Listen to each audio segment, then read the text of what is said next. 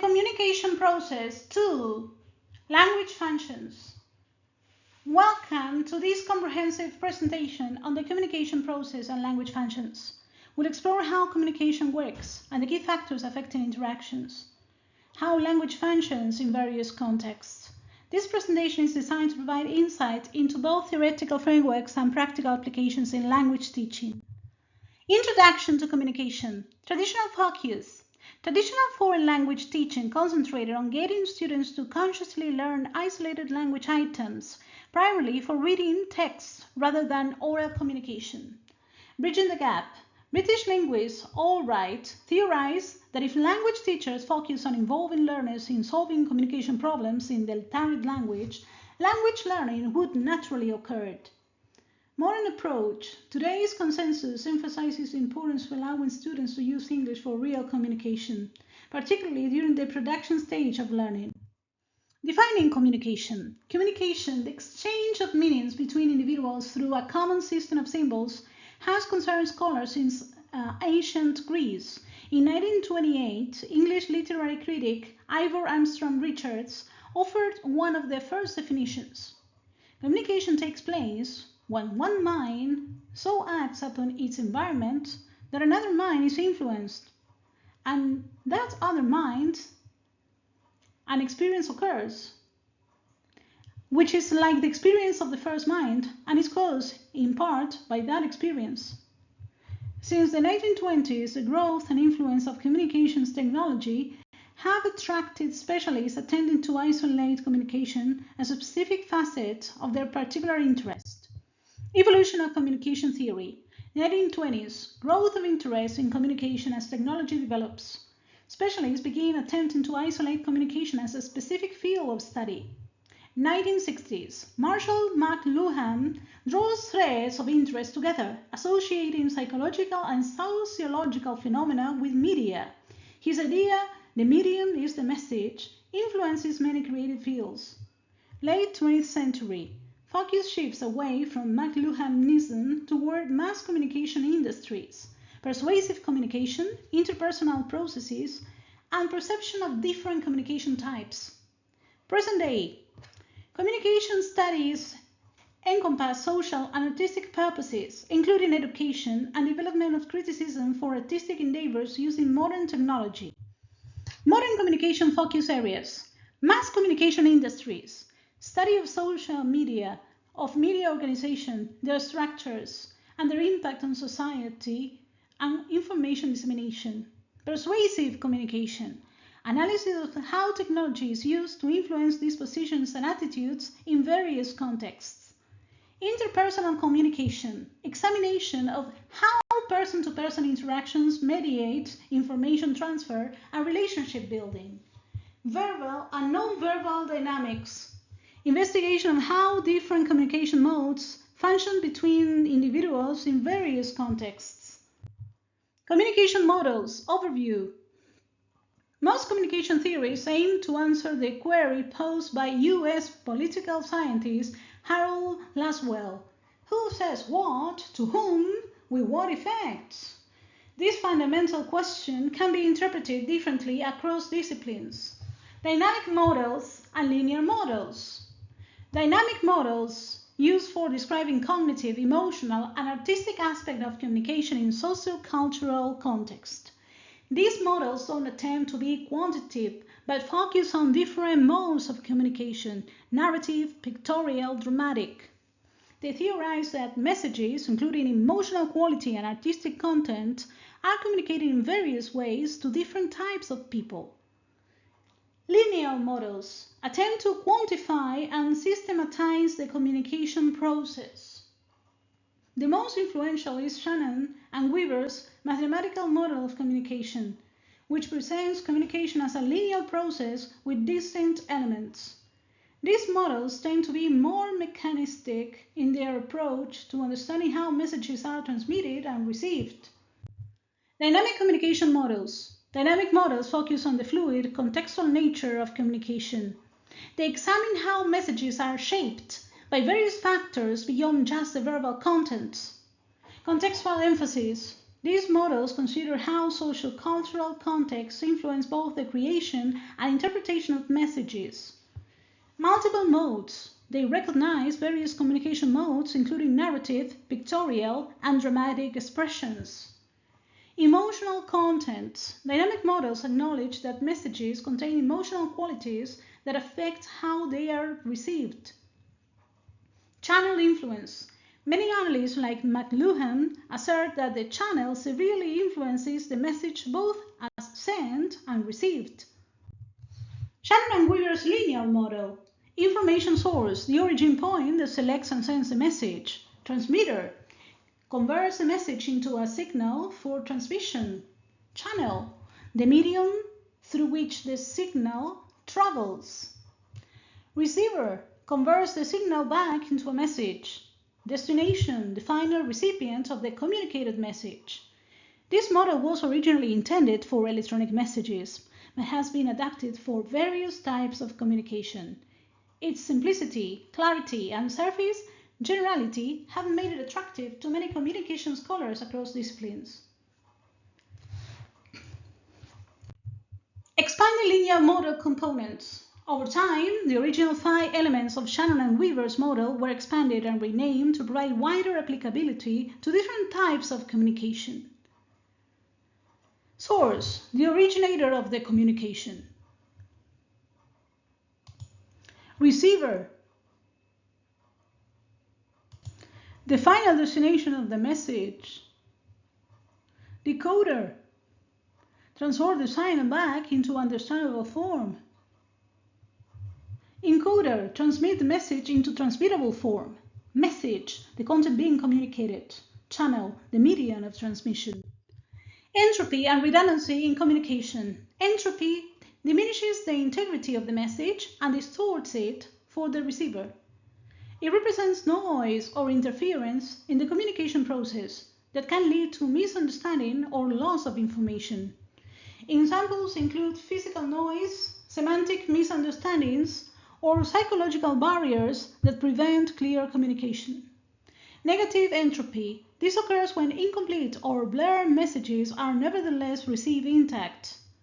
This happens because of the receiver's ability to fill in missing details or recognize the intent despite distortion. Our brains are remarkably good at completing patterns and making sense of partial information. Redundancy.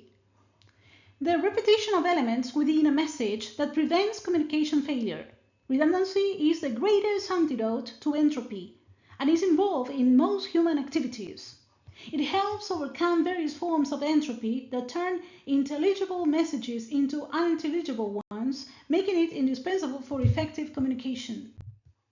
Feedback, the dynamic elements. To correct the static nature of the original model, Norbert Wiener, the father of cybernetics, added the principle of feedback to the communication process.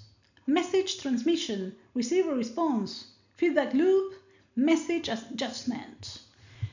Message transmission, the sender transmits the initial message. Receiver response, the receiver processes and reacts to the message. Feedback loop, response information returns to the sender. Message adjustment, the sender modifies subsequent messages based on feedback. Feedback makes sources responsible to their own behavior and the context of communication. Interaction between human beings in conversations cannot function without the ability of the message sender to weigh and calculate the apparent effect of their words on the listener. Key factors in communication. Several key factors affect any communicative interaction. After examining the mathematical model of communication, we must analyze the environment in which messages are exchanged, social context, and the intended effect of our communicative interactions when negotiating meaning, speech acts. Message content, communication channel, social context, participants, communicative purpose. Message content, the information being communicated. Communication channel, the medium through which the message travels. Social context, the environment and circumstances of the interaction. Participants, the sender and receiver with their backgrounds and relationships. Communicative purpose, the intended effect or goal of the communication. Understanding context in communication. Context is a crucial element in communication defined in two important ways: linguistic context and context of situation. Linguistic context, the part of a piece of writing, speech, etc. that precedes and follows a word or passage and contributes to its full meaning. This includes how words relate to other words within the same text. Linguistic context helps us understand ambiguous words or phrases by looking at surrounding language. Context of situation, the conditions and circumstances that are relevant to an event, fact, etc. This broader definition encompasses the real-world situation in which communication occurs. Understanding utterance as speech acts often requires knowledge beyond just the linguistic elements, including social, cultural, and situational factors. Types of reference in communication. Reference, how linguistic elements in a text refer to other elements or the outside world. Endophora, internal reference, reference to other parts of the same text. Anaphora, references to preceding text. Cataphora, references to following text. Exaphora, external reference, references to the context of situation outside the text, refers to the real world or shared knowledge, requires understanding of the communication situation. Context of situation, theoretical approaches. The concept of context of situation was formulated by Malinowski in 1923 and has been developed by several linguists, especially Hyams and Halliday, who offer different frameworks for analysis. Hyams' 8 components. 1. Form and content of text. 2. Setting. 3. Participants. 4. Ends, intent and effects. 5. Key. 6. Medium. 7. Genre. 8. Interaction of norms. Halliday's 3 headings. 1. Field, the total event and purpose of the communication. 2. Mode, the function of the text, including channel and genre. 3. Tenor, the participants and their relationships. Halliday's more abstract interpretation practically presumes and subsumes Hyams' approach, providing a comprehensive framework for analyzing communication contexts. Halliday's context of situation. Field. The field is the total event in which the text is functioning. Together with the purposeful activity of the speaker or writer, it includes the subject matter as one element within it. Total event, the complete communicative situation in which the language is being used, including all relevant circumstances and conditions. Purposeful activity, the goal-oriented actions of the participants, what they're trying to accomplish through the communication. Subject matter, the topic being discussed, though this is just one component of the broader field of discourse. Functionality, how the communication serves practical purposes within the given context. Halliday's context of situation. Mode. The mode is the function of the text in the event, including the channel taken by the language and its gender or rhetorical mode. Channel. The medium through which communication occurs, such as spoken, written, visual, or multimodal channels. Each channel has distinct characteristics that influence how messages are formed and interpreted.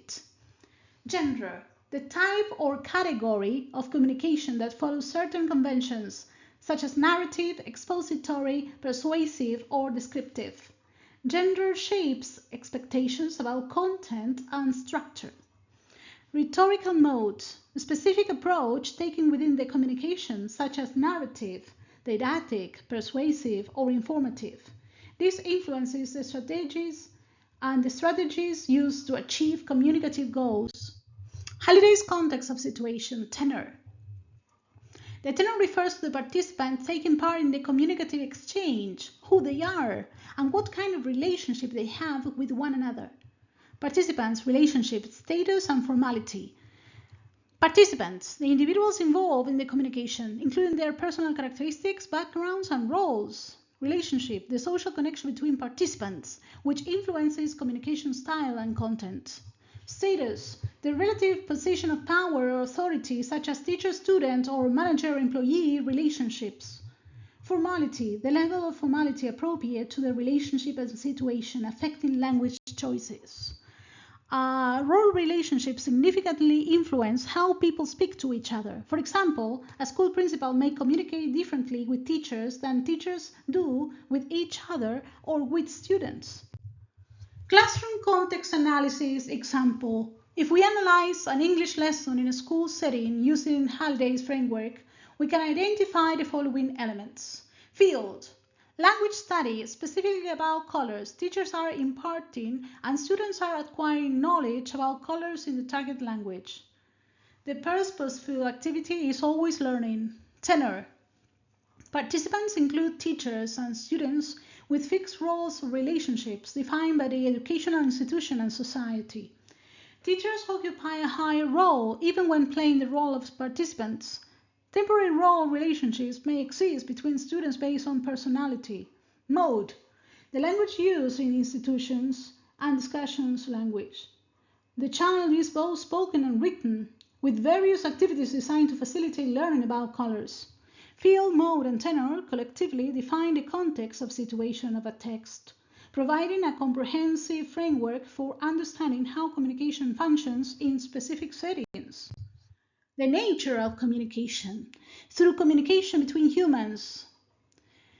Though communication between humans is a complex phenomenon, scholarships have identified certain characteristics that seem to apply in every situation. If we want our teaching to be truly communicative, we must incorporate these characteristics.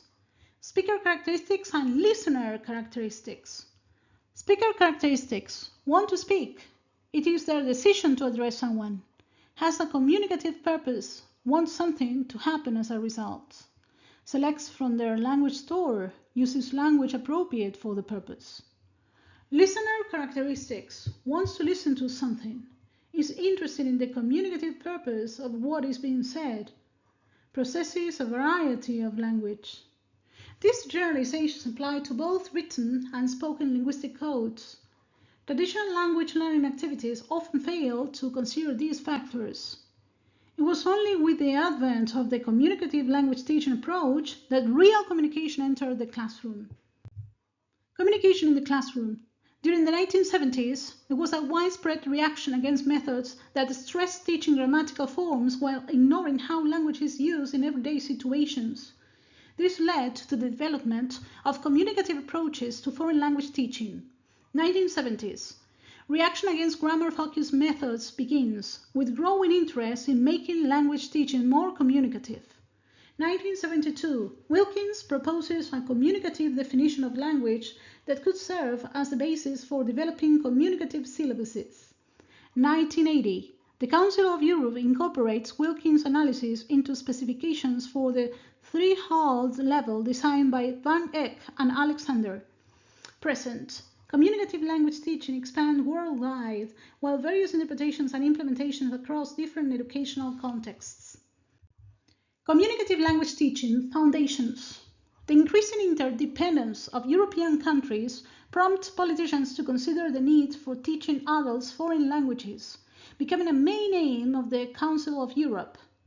Wilkins proposed organizing language around two systems of meanings: notional categories and communicative functions. Notional categories, the meanings and concepts learners need to communicate, such as time, quantity, duration, and location. These represent the conceptual framework needed for effective communication. For example, understanding concepts of past, present, and future is necessary before learning specific tense forms. Communicative functions.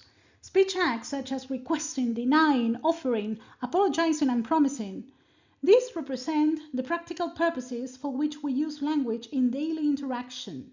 For example, learning how to make requests appropriately in different contexts rather than just memorizing verb forms.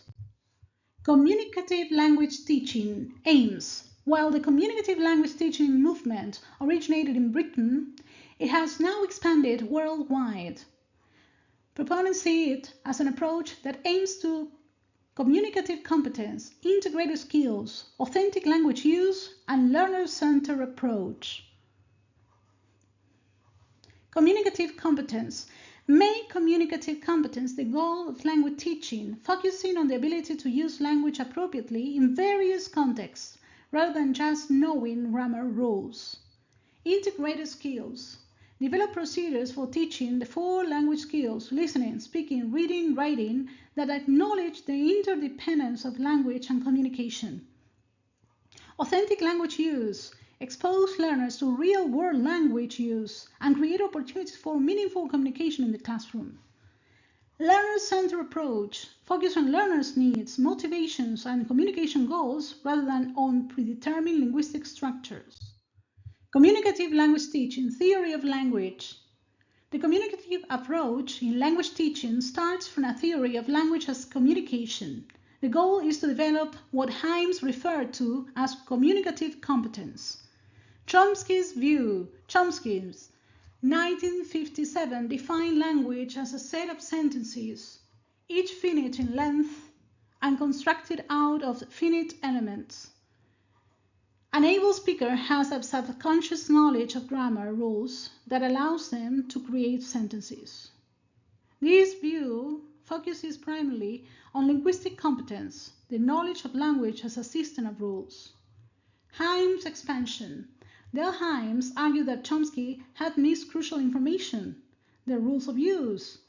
Knowing a language means not just forming grammatically correct sentences, but knowing when to speak, what to talk about, with whom, and in what manner. This expanded view incorporates social and contextual factors into our understanding of language competence. Communicative language teaching, theory of learning. The communicative approach is built on several key principles about how languages are learned most effectively. Real communication principle. Activities that involve authentic communication promote learning by engaging learners in meaningful language use rather than mechanical practice. Task principle. Activities in which language is used for carrying out meaningful tasks promote learning by connecting language to purposeful outcome.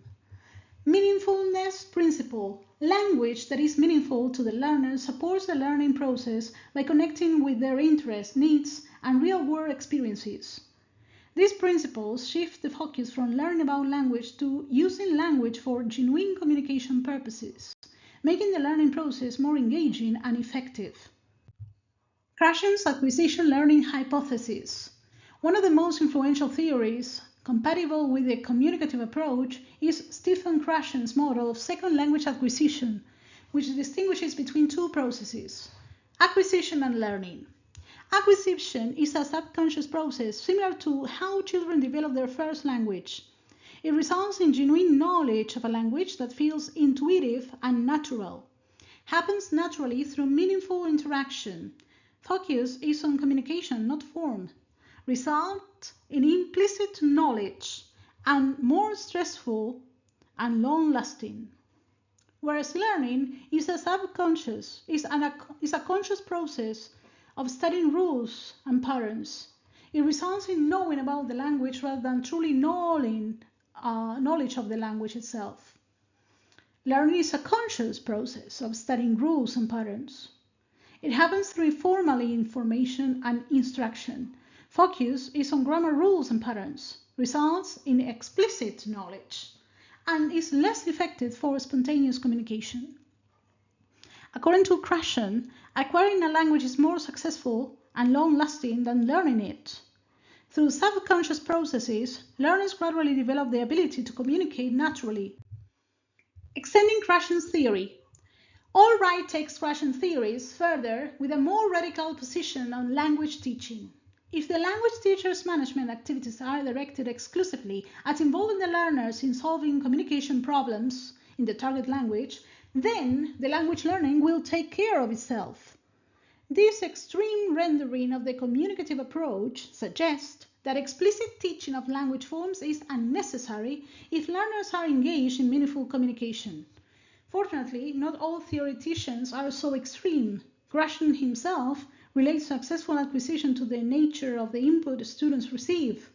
This view acknowledges that teachers' role in providing comprehensible input that is slightly above the learner's current level is essential. Communicative learning activities. The communicative approach encompasses an almost unlimited range of activities. All effective activities should be target-oriented, enable learners to reach the communication targets of the curriculum. Engagement. Engage learners in authentic communication. Process-focused. Require the use of communication processes like information sharing, negotiation of meaning, and interaction. Information gap creates situations where some participants have information that others need, reflecting real-life communication. In lifelike communication, there is always an information gap. If we name two speakers as A and B, A knows something that B does not, and B needs this information to fulfill other communicative purpose. Types of communicative activities. Littlewood distinguishes between two main categories of communicative activities: functional communication activities, social interaction activities. Functional communication activities. These focus on students' ability to use language to get things done, solve problems, or share information, comparing sets of pictures and noting similarities and differences, working out a likely sequence of events, following directions, problem-solving tasks, information gap exercises. Social interaction activities. These focus on the social context of communication and require attention to both functional effectiveness and social appropriateness, like role plays, simulations, discussion sessions, debates, and improvised dialogues. Characteristic of communicative activities. According to Harmer, despite their variety, every effective communicative activity has the following characteristic to some degree: desire to communicate, communicative purpose, content focus, and language variety. Desire to communicate. Students must want to communicate something, creating genuine motivation for language use. Communicative purpose. Students need a reason to communicate beyond just practicing language. Content focus. Attention is on what is being said rather than how it's being said. Language variety. Students are using a range of language rather than just one structure. Additionally, effective communication activities typically involve minimal teacher intervention and limited material control, allowing for more authentic and student-driven communication. Teacher roles in communicative language teaching: facilitator, resource organizer, group process manager, participant, needs analyst, counselor.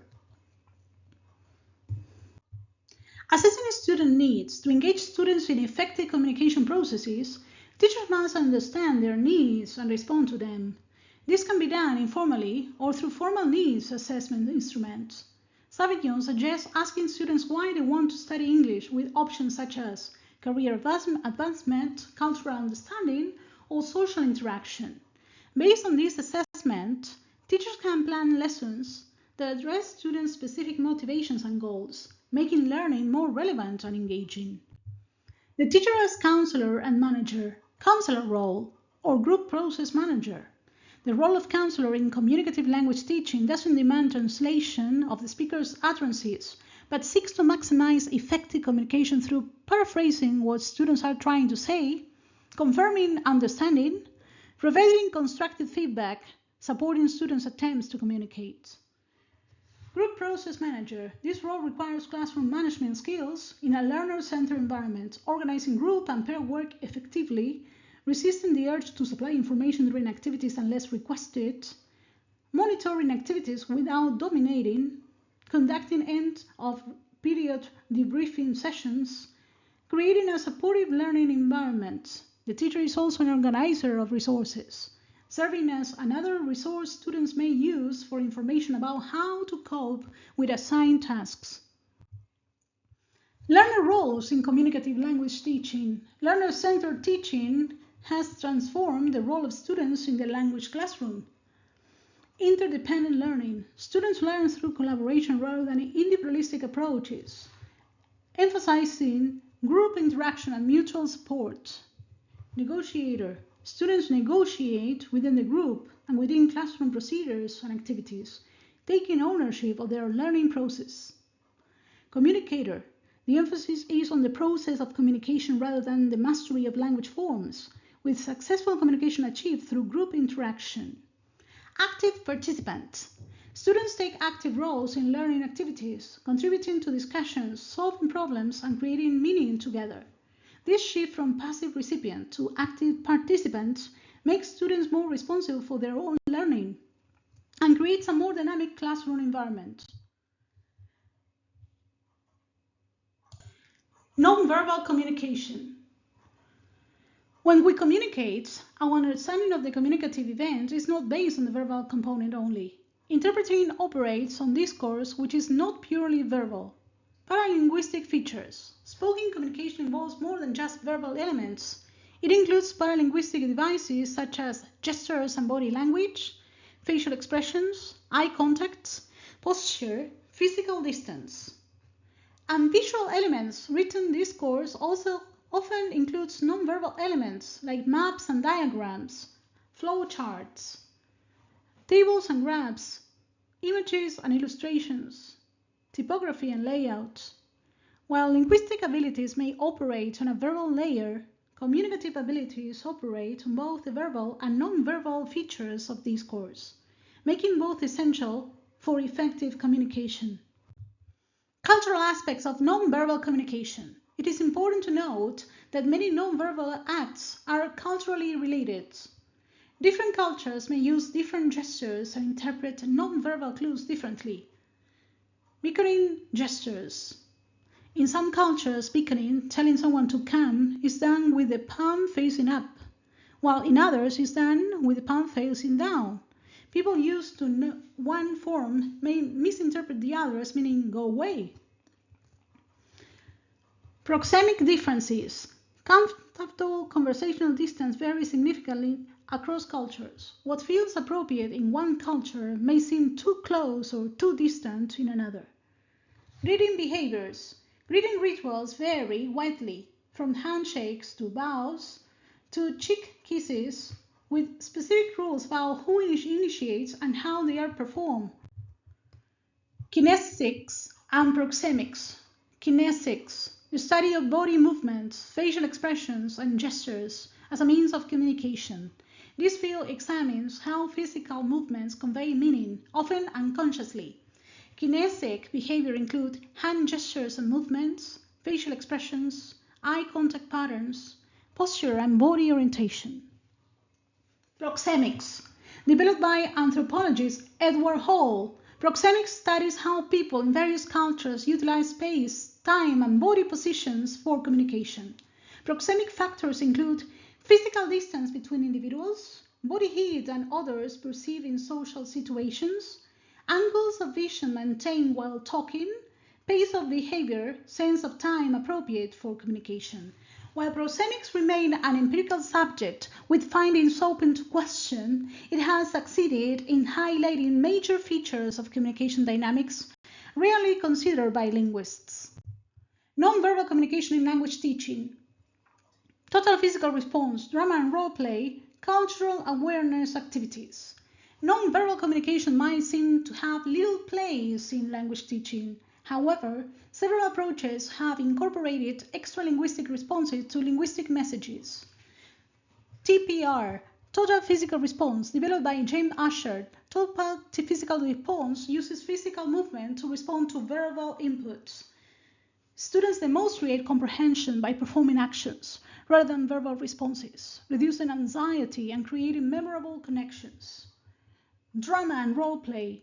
These techniques incorporate gestures, facial expressions, and movement to enhance language learning, helping students understand how nonverbal cues complement verbal communication.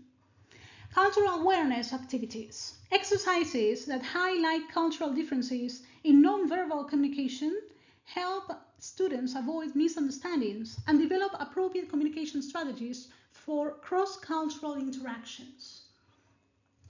Incorporating nonverbal elements in language teaching creates a more holistic approach to communication and helps students develop a full range of communicative competencies. Language functions overview. The most common answer to why do we use language is to communicate our ideas, and this ability is called communicative competence. However, it would be wrong to think of communicating ideas as the only way we use language. Referential function. Communicating ideas and information about the world, also called ideational or propositional function. Expressive function. Expressing emotions and feelings, often without communicating specific ideas. Social function. Maintaining relationship and social connections. Phatic communication. Rhythmical function, using language for its sonic qualities and rhythmic patterns. Expressive and social functions of language. Expressive emotional function. One of the commonest uses of language is as a means of releasing nervous energy when under stress.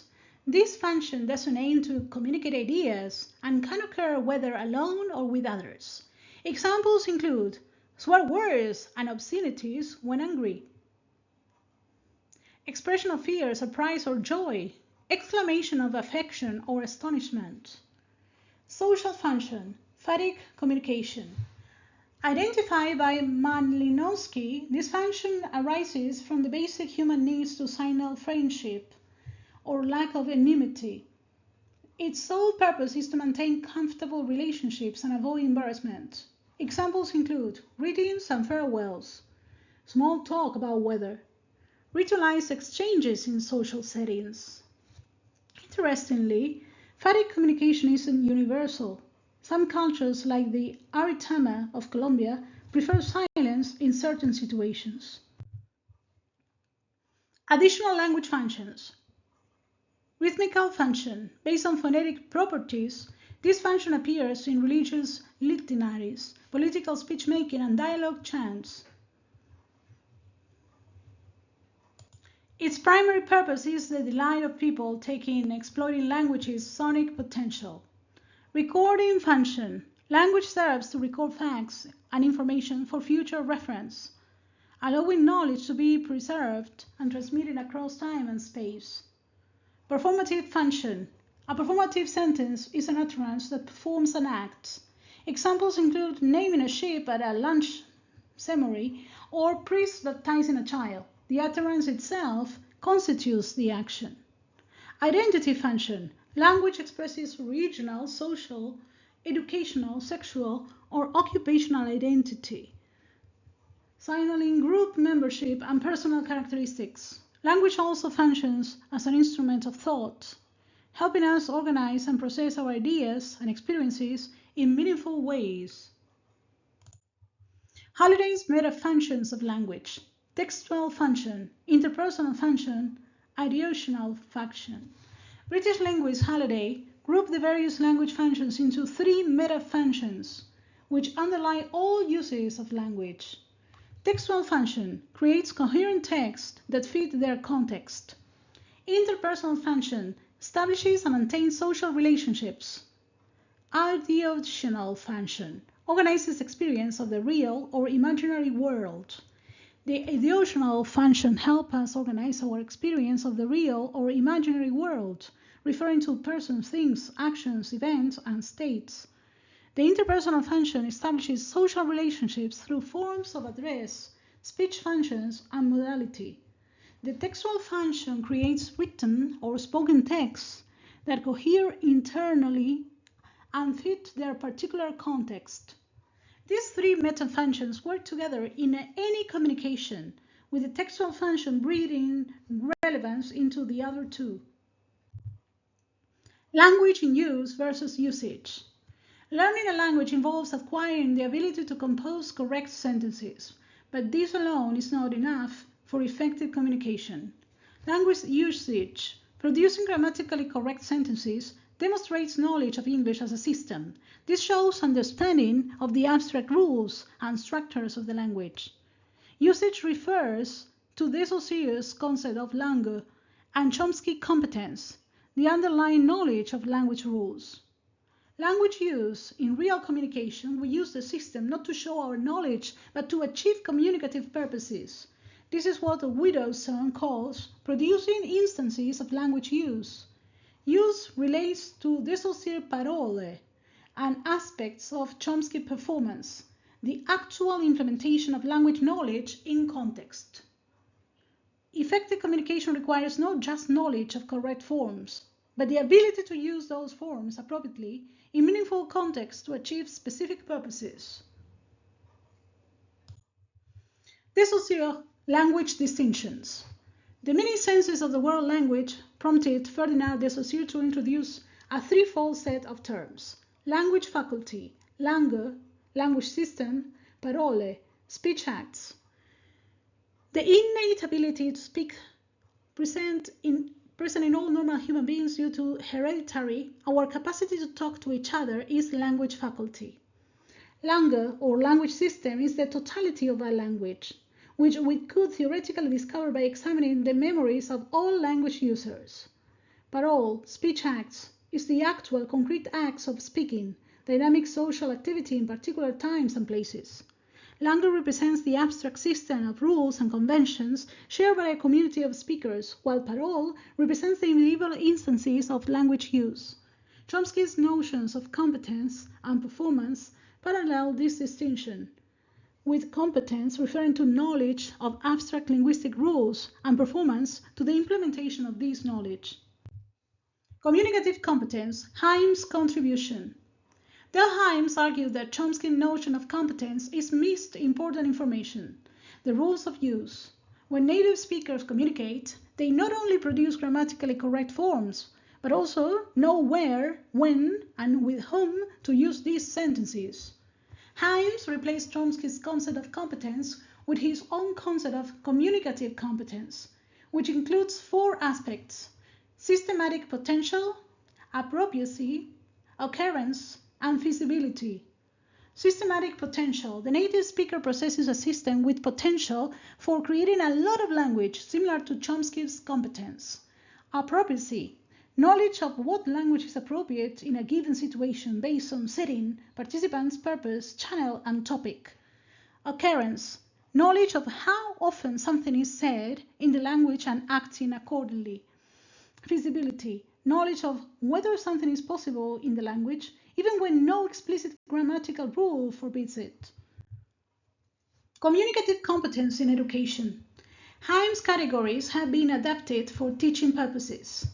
The Royal Decree 1006, 1991 of June the 14th, void June the 25th, which establishes teaching requirements for primary education in Spain, sees communicative competence as comprising 5 sub-competencies: grammatical competence, discourse competence, social linguistic competence, strategic competence, and social cultural competence. Grammatical competence is the ability to use linguistic units according to the rules of the language system. Discourse competence is the ability to use different types of discourse and organize them according to the communicative situation. Social linguistic competence is the ability to adapt utterances to specific contexts according to accepted usage. Strategic competence is the ability to make adjustments during communication to maintain effectiveness. Social cultural competence is the awareness of the social and cultural context in which the language is being used. Discourse and strategic competence. Discourse competence, Canal 1980, defined discourse competence as an aspect of communicative competence that describes the ability to produce unified written or spoken discourse, showing coherence and cohesion, conforming to the norms of different genders. This competence enables students to link successive utterances through discourse rules, organize information logically and effectively, create unified texts appropriate to specific contexts, recognize and produce different text types and genders. Strategic competence. Strategic competence describes the ability to use verbal and non-verbal communication strategies to compensate for breakdowns in communication or improve communication effectiveness. This includes strategies such as paraphrasing when lacking specific vocabulary, using gestures to enhance meaning, asking for clarification or repetition, adjusting message complexity based on listener response, using circumlocution to describe unknown words. The negotiation of meaning, speech acts. British philosopher Austin, 1911-1960, drew attention to many functions performed by utterances as part of the interpersonal communication when negotiating meaning. He distinguished two main types of functional potential: performative utterances and consumptive utterances. Utterances that perform an act. To say is to act. These can be explicit performatives, containing performative verbs like promise, warn, deny. For example, I promise to be there. Implicit performatives, without performative verbs, but still performing acts, like there's a vicious dog behind you, as an implied warning. Consumptive utterances, utterances that assert something that is either true or false. These statements describe or report rather than perform actions. Examples: the sky is blue. Paris is the capital of France. She arrived at 3 p.m. yesterday. Three dimensions of speech acts. In speech acts analysis, the effect of utterances on the behavior of speaker and hearer is studied along a threefold distinction: locutionary acts, illocutionary acts, perlocutionary acts. Locutionary acts, the basic act of producing a meaning utterance with a certain sense and reference. Illocutionary acts, using a sentence to perform a function, such as ordering, advising, promising, or warning. Perlocutionary acts, the result or effect produced by means of saying something, such as convincing, scaring, or inspiring someone. For example, in "shoot the snake," the locutionary act is the utterance itself.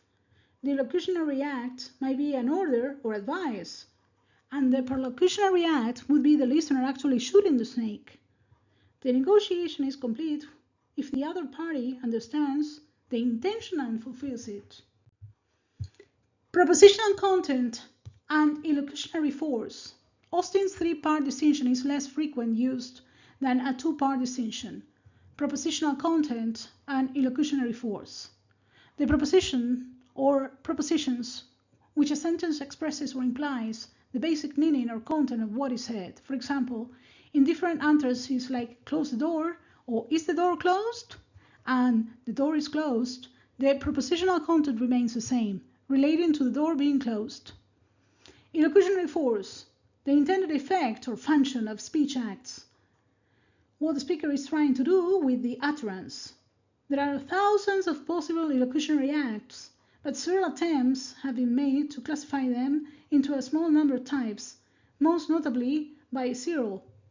The same propositional content can be expressed with different illocutionary forces, and understanding both aspects is essential for successful communication.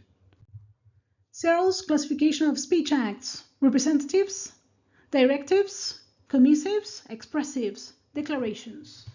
Searle categorized the thousands of possible illocutionary acts into 5 basic types.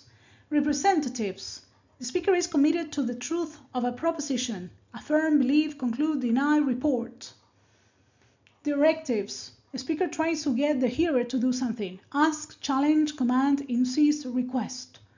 Commissives: the speaker commits to a certain course of action: warranty, pledge, promise, swear, vow. Expressives: the speaker expresses an attitude about a state of affair: apologize, deplore, congratulate, thank, welcome. Declaration: the speaker alters the external status of an object or situation by making the utterance: resign, baptize, fire, declare. Felicity condition for speech acts: an utterance may lose its illocutionary force if it does not satisfy several criteria known as felicity conditions. Preparatory condition, execution condition, sincerity condition.